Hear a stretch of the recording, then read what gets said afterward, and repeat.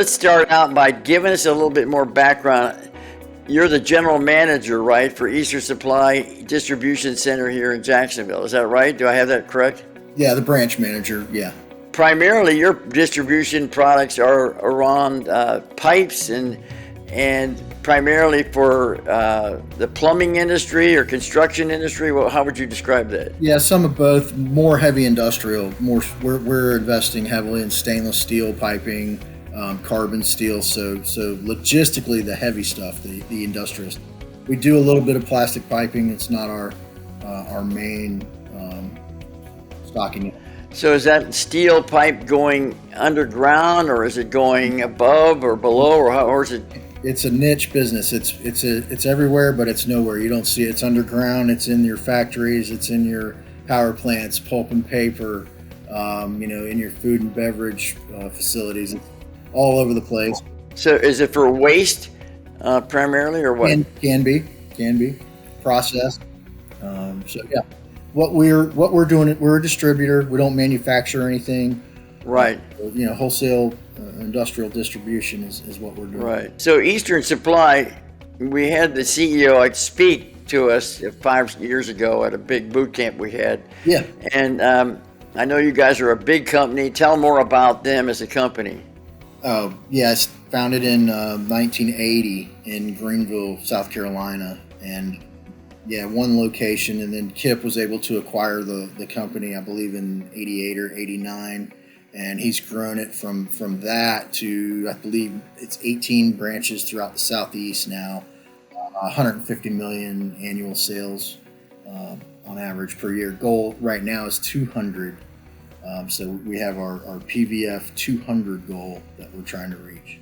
It used to be 150. Now we've made that milestone, so they've upped it to 200, and they have we have an orphanage in Tanzania that we sponsor. A lot of ministry work, a lot of good Christian people within the organization. So tell me about the supply chain. Everybody talks about it to some extent, particularly retailers or others, that in terms of getting product. Does your product come from China, or does it come from other parts of the world, or what? Some, when we're dealing a lot with our master distributors, which are strategically located throughout the United States, they do have some material just sitting on boats or in ports waiting. So the supply chain is a little delayed on our material. It's not, it hasn't gotten terrible yet, but that's all up in the air for remainder of this year and next year. So the majority of your pipes are used in new construction, or used or a lot of residual, a lot of repair business, and in a lot of new construction. So it's both. So it's diversified in that sense. Yes, sir. We deal a lot with the mechanical contractors in town that are doing repairs and emergency work as well. So, we could be called in all hours of the night, weekends. It's crazy. So you're getting product all the time? Is that what you're saying? Yeah, Monday through Friday. Yep. When we're open, we're receiving. So how do you see that supply chain loosening up? Is it getting better? Is it staying the same, or getting worse? I would say it's same and maybe getting slightly worse. But you're saying the predominance of your supply is coming from and manufactured in the United States, not necessarily overseas. Is that what you said? I'd say it can be 50-50, just depending on what products. We offer thousands of products, so it's both. Thousands of products. Okay. Yes. So how many people do you employ then in your location there? There's 12 of us in Jacksonville. So how did you decide to get in with corporate chaplains, or is that a corporate thing? Absolutely, corporate, not a mandate. Nobody has to participate in this, but it's offered. It's offered if you're inclined. I was telling in the meeting the other day that I've taken advantage of many of the benefits that the corporate chaplain presents us with. Especially just these days, everything's kind of ramped up. Tensions are a little higher. There's a lot more depression that we're seeing. I mean, there's not necessarily that we see as far as like suicides, but everybody's affected by this society. The COVID world, yeah. The game that gets played, right? Yes. Right.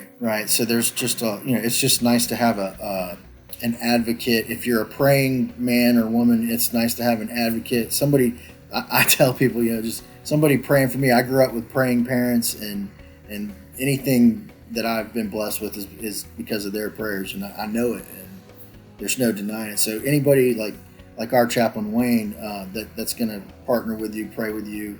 Why would anyone want to turn that down? So does it help morale? Does it? Do people get personal prayer? How does that work? Sure, we've got a kind of a prayer request box that's anonymous. And if you need any kind of personal counseling prayer or whatever, he's always available for that. Morale, I would say, yeah. I mean, these chaplains become. I've been at Eastern 21 years now, and Wayne is our third. Okay, so that's quite a bit of that's a long relationship you have with these chaplains. Now, Eastern may have changed organizations of the chaplains that I think we used to be with Marketplace, and then we were with Campus Crusade for Christ for a while. Now it's Corporate Chaplains of America. So anytime that the companies have changed, there is a new chaplain assigned, but these guys are here on average for quite a long time, and you get to know this person. They become friends, family.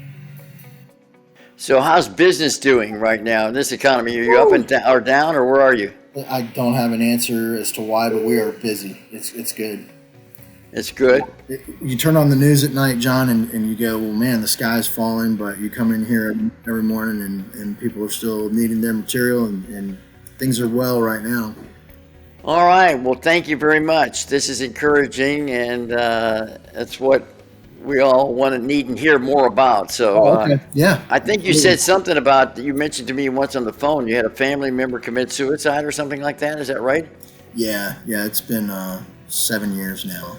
7 years. So that's another good reason to have a chaplain around. Well, if Lord only knows if he was at a place that had chaplains offered, what the story would be. I don't know.